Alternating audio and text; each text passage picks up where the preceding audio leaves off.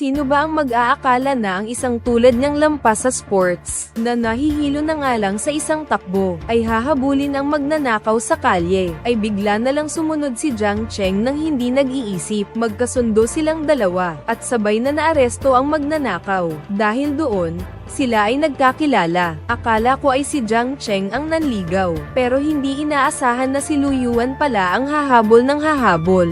Nang malaman niyang wala palang girlfriend si Jiang Cheng, ay nagtapat na siya. Jiang Cheng Yi, gusto kita. Pwede bang maging boyfriend kita? Pero mahal naman niya ang tao, pero ayaw niyang sabihin. Sabi nga, madali lang ang panliligaw ng babae sa lalaki. Ang kulit ni Luyan, ay pinagbigyan din ni Jiang Cheng. Hintayin daw siya nito sa finish line ng 3,000 meter run sa palarong pampaaralan. Nang dumating ang araw na iyon, walang pag-aalinlangang tumakbo si Jiang Cheng palabas ng finish line, para hintayin si Luyan, ang kanilang unang pag-iibigan. Sa harap ng lahat, isang romantikong simula, ang unang kaarawan na pinagsamahan, ang unang kahilingang tinupad. Ginintuan nila ang ganda ng unang pag-ibig. Kahit sa screen lang, ramdam na ramdam ang saya, ang magagandang alaalay parang pelikula sa isipan. Ngunit ngayon, alaala na lamang. Isang araw na lang ang natitirang bakasyon ni Jiang Cheng Yi. Pinagmamadali na siyang umuwi ng mga superior niya. Pero sa pag-uwi niya, muling nagkita sila ni Lu, at ayaw na niyang umuwi. Hindi niya talaga kailanman kinalimutan si Lu Yuan. Nang makita niya si Nanay Lu at Wen Pang na sabay na kumakain, tumaas ang dugo niya sa selos. Pero hindi siya lumapit para bumati. Pero hindi niya alam na si Lu Yuan ay nakaranas ng isang paglalaban para sa buhay at kamatayan kahapon. Dahil dinala ni Lu Yuan si Wang Chenchen para makita ang idolo nito. Pero si Wang Chenchen ay may isang boyfriend na may pagkabaliw. Napaka-kontrolero. Nahanap sila gamit ang location. Hindi inaasahan na ang boyfriend ni Wang Chenchen ay ibinuhos ang galit kay Lu. Sa pinakakritikal na sandali, nakarating si Kuya Wenpeng ng sakto, at nailigtas si Luyan. Kung hindi, ewan ko na lang kung ano pa ang mangyayari. Nasaktan si Wenpeng para kay Lu Yuan. Isang kusang loob iyon. Basta ba okay lang si Luhan? Kaya kinabukasan, nagkaroon ng dahilan si Kuya Wenpeng para pumunta sa ospital, para alamin kung may epekto ba ang nangyari kahapon kay Luyan. Ang nakita ni Ke Jiang Cheng ay nagtatawanan sila. Tapos itong batang ito, gamit ang cellphone ng nanay niya, nag-text kay Luyan. Sabi niya, hindi maganda ang pakiramdam ng tatay niya. Niloloko niya ang matanda. Ibig sabihin, niloloko niya ang asawa niya. Sinagot ni Ginang Jiang ang tawag ni Lu Yuan. Pagkatapos, tiningnan niya ang anak niya. Alam ko na kung ano ang nangyari. Sabihin mo na hindi maganda ang pakiramdam ng tito mo, para pumunta siya agad. Magaling, magaling. Talagang si nanay ang magaling. Si Lu Yuan ay napilitang iwanan si Kuya Wenpeng para dalawin ang may sakit. Nakuha ni Jiang Cheng ang kanyang layunin. Sobrang nasiyahan. Akala ko naman wala na siyang problema at pwede nang umuwi. Tapos itong lalaking ito, sabi medyo mataas daw ang presyon ng dugo kaya magpapatuloy pa sa pagkaka-confine. Kinabukasan, nagpadala siya ng sulat ng pasasalamat kay Luyan, at sabay niyaya na maghapunan. Tapos si Lu, sinagot ang tawag. Mag-aayos na ako ng mga dapat gawin. Hintayin ko na lang si Luyan hanggang matapos siya. Tapos nakita ko ang note na iniwan ni Jiang Cheng.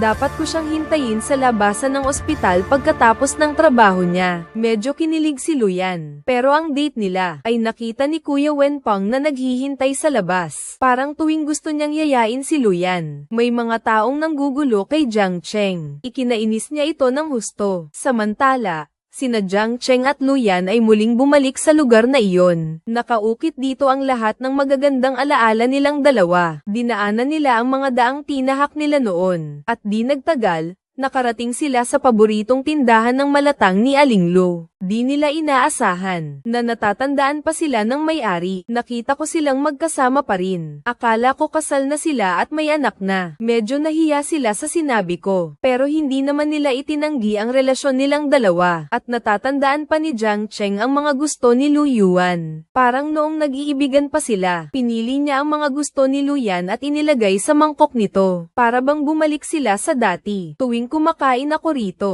lagi kong tinatala ang magagandang sandali, may mga ugali na nakaukit sa puso habang buhay ko nang di makakalimutan. Sa totoo lang, may dahilan si Jiang Cheng kung bakit siya kumain dito. Gusto lang niyang malaman kung may natitira pa siyang pagtingin kay Mama Lu. At gusto rin niyang malaman ang dahilan ng paghihiwalay nila noon. Yung babaeng noon ay matapang na nagmamahal. Paano niya basta nalang sasabihing hiwalay na? Pero si Lu, hindi pa rin sumasagot. Hindi inakala ni Jiang Chengyi. Lumipas na ang 8 taon. Ayaw pa ring magsalita ni Luyan. Hindi na rin siya nang ulit. Sinabi lang niya rito, araw na ng bakasyon ko. Bukas na ako aalis. Ngunit nagulat lang si Luyan. Nang ihatid ko si Luyan sa ospital, hindi pa rin napigilan ni Jiang Chengyi na sabihin ang oras ng kanyang flight, ang dahilan kung bakit ayaw aminin ni Lu Yuan ang kanyang nararamdaman. Sa kanyang puso, ang pagkamatay ni Deng Man ay parang bangin na humihila sa kanya pababa. Kinabukasan, dumating si Jiang Chengyi sa paliparan. Hinahanap ang taong gusto niyang makita. Ngunit wala siyang nakita kahit anino man lang.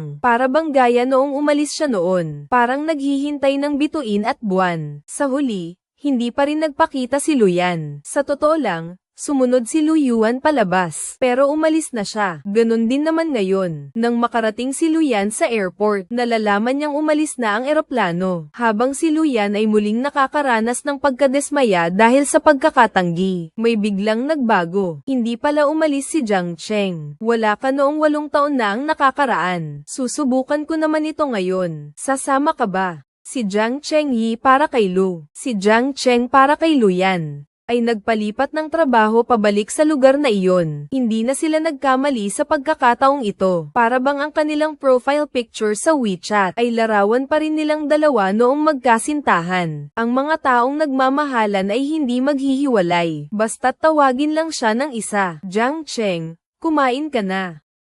Nandito ako. 10 taon, aso't pusa. Wala ring nangyari. Ang taong nagustuhan ko simula't bata pa. Pero kahit 1 oras na pagkain ay ayaw niyang makasama ako. Ding Jing.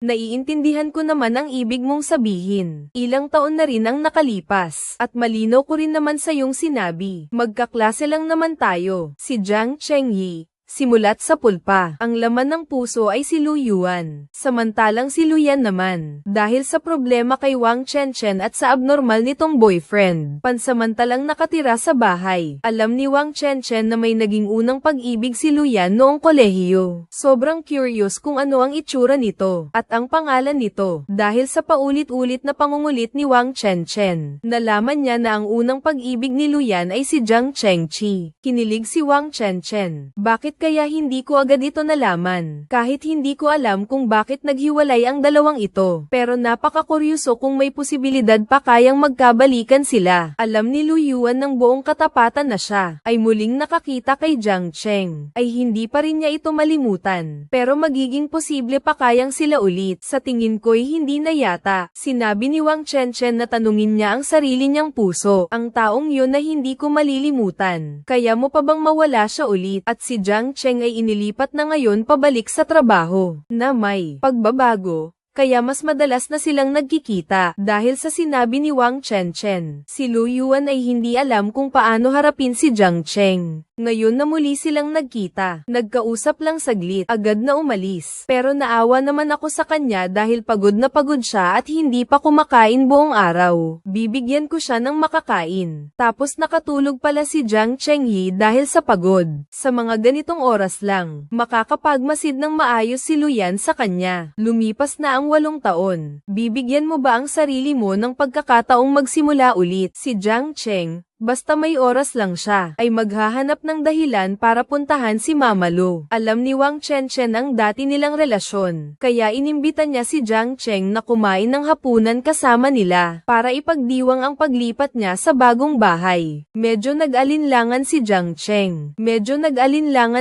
Cheng. Pero nang marinig kong pupunta rin si Kuya Wenpeng, matigas ang mukha niyang sinabing matagal na siyang nakarating pagkatapos ng trabaho. Ang resulta, Siya pa ang pinakauna. Sa may pintuan niya nakasalubong si Luyan. Nakita niya si Jiang Cheng na dumating. Nagulat si Lu ng kaunti. Papasok na sana silang dalawa. Sumulpot na naman si Kuya Wenpeng. Pagkikita pa lang ng dalawang ito, ang init na agad ng ulo. Bakit ba kahit saan ako magpunta, nandyan tong lalaking to? Nakakainis. Ang inilang upuan para kay Luyan ay napunta kay Jiang Cheng. Para bang gustong lumamon ng buhay si Kuya Wenpeng. Ang sama ng tingin niya, pero parang hindi nakita ni Jiang Cheng. Paulit-ulit siyang natatalo. Samantalahin natin ang saya ngayon. Hayaan natin si Mama Lu na uminom ng kaunti. Nasira na naman. Hindi siya pwedeng uminom. Ang propesyon ng doktor, pareho sa pulis. Hindi pwedeng basta-basta uminom ng alak, di ba? Uminom ka na lang ng orange juice. May mga nagtaka sa relasyon ni Luyan at Jiang Cheng. Magkaklase lang daw sila noong kolehiyo. Halata namang hindi naniniwala ang iba. Para mawala ang awkwardness, nagmamadaling tumayo si Wang Chenchen para mag-toast. Pero ang sinabi niya, nagdulot ulit ng pagdududa sa kanila. Ihahandog ko ang lahat ng tabako sa katawan ko. Para sa'yo, sana maging maayos ang pag-iibigan ninyo. May karelasyon na si Luyan. Nagkabalikan na kayo. Nako, manahimik ka na nga. Ipinaliwanag ni Tang Jia na lasing lang ang asawa niya. Nagyayabang. Hindi na gaanong mahalaga kung magkaiba man ang kurso ng pag-aaral ng mga kaklase. Basta ang handaan na ito. May mga taong masayang kumain. May mga taong nasaktan din naman. Sa wakas natapos na rin ang salo-salo. Ihahatid sana ni Kuya Wenpeng si Lu Yuan. Tapos may umagaw pa. Papunta rin pala sa ospital si Jiang Chengyi. Daan na rin daw, at may balak din si Tang Jia na sumama sa kanilang dalawa. Ipahatid na lang sila kay Kuya Wenpeng. Sa wakas, magkakaroon na rin sila ng pagkakataong makapag-usap ng mag-isa. Ngunit habang pauwi na sila, masayang-masaya silang nag-uusap. Tapos, lumingon si Luwan sa labas ng sasakyan, at nakita na naman niya si Dengman. Kinabahan si Luyan kaya agad niyang pinahinto si Jiang Chengyi. Pero sa sandaling iyon, nang hanapin ko siya, wala na si Dengman. Nakita ni Jiang Cheng ang kanyang pagkataranta, kaya hindi niya maiwasang mag-alala. Nakita ko si Dengman. Pangalawa ko na ito. 1 linggo at kalahati ang nakalipas. Nakita ko na rin siya minsan. Akala ni Jiang Cheng ay namamalikmata siya at nagkamali ng nakita. Pagkatapos, nagmamadaling sinabi ni Luyan kay Jiang Cheng na imposibleng nagkamali siya ng nakita. Nakatayo ito sa harapan niya, at ilang araw na ang nakakaraan ay sinusundan siya. Mabuti na lang at mabilis siyang tumakbo, at nakapasok sa tindahan ng prutas. Pagkalabas niya ay wala na ang taong iyon. Si Jiang Cheng, bilang isang pulis, ay may matalas na pakiramdam na hindi simple ang bagay na ito. Inilagay niya ang numero ng kanyang cellphone bilang emergency contact ni Luyan sa cellphone nito, para kung may panganib, agad niya itong matatawagan. Pagbalik ni Jiang Cheng sa istasyon, agad niyang tiningnan ang mga CCTV camera sa paligid ng bahay ni Luyan, at nakita nga niya ang anino ni Dengman. Sino to, kuya?